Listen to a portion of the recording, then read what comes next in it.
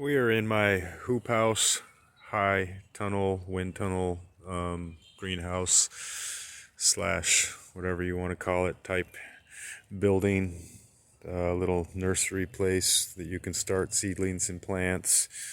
You would be amazed how warm and comfortable something like this is right now in March. It's about 40 degrees outside. Gets a little bit colder, a little bit warmer here in Northern California. And however, I'm able to grow whatever I want because I have this hotbed here and this PVC house that I've put up that I built with 2x6s, and it is approximately 10 feet wide by 12 feet long. And I bought some cheap plastic shelving that can be stacked up 5 feet or so or bigger, and I have a variety of trays that I can put on there when they're full of plants, which right now I just have a few seedlings somewhere else that I started on this bed, which is actually horse manure and wood chips, which is slowly composting, which is called a hotbed. This is about 5 feet, 6 feet long by 4.5 feet wide by 3 feet tall, which puts off a lot of heat up to 140 degrees inside as it slowly cooks. And I put my seedling trays on top of here in this wetter spot. If you can see that little square there, that's where the trays go.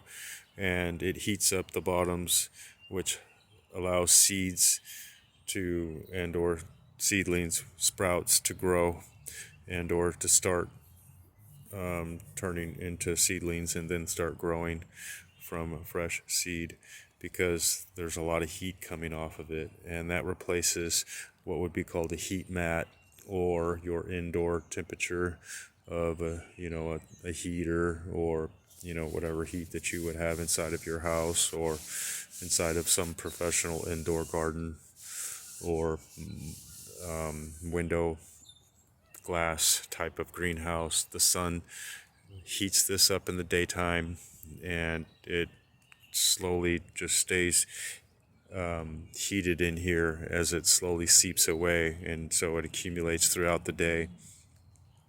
But this right here is like a natural oven that's just cooking these wood chips and manure, and it's putting off a lot of heat. So when you walk in here, you're actually pretty warm, and these flimsy walls that you see here made out of plastic actually do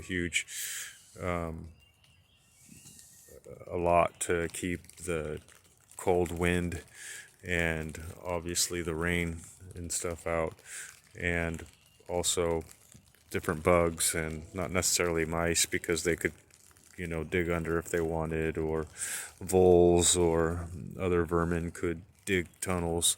However, this keeps about 90+% out, and if you just had your sprouts and things out in your yard or in your garden, they would definitely get attacked easier by even snails and slugs, or a huge destroyer, mice, or a huge destroyer of seeds and seedlings. They will eat everything you have overnight, and you'll come back to your garden and just think someone stole everything.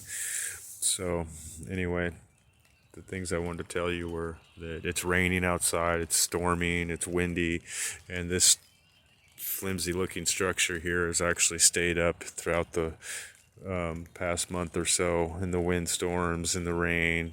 And I'm standing in here and I'm nice and dry, and you could put a chair right there and read a book or watch your YouTube or chat on the phone or whatever you want to do, or work on some projects with your little shelves and little tables and things. These right here are solar lights. They put off a great deal of light compared to no light, so there's plenty of light to see in here at night. If you wanted to come in here after dark, you could enjoy the nighttime light for free by God without having to pay for electricity or run a generator or run a extension cord or whatever, assuming you have electricity or you're right next to your house or something. In my case, I have a rented parcel here on the property, and also own property that I could put these up out on in the mountains or wherever. So this is how you can be comfortable in your backyard and have a garden right now in the middle of winter and early spring till summer, until the rainstorms and windstorms and different things end. Out in the country where I'm have property, the rain and bad weather and hail doesn't really end till about July almost. So anyway, that's one to grow on.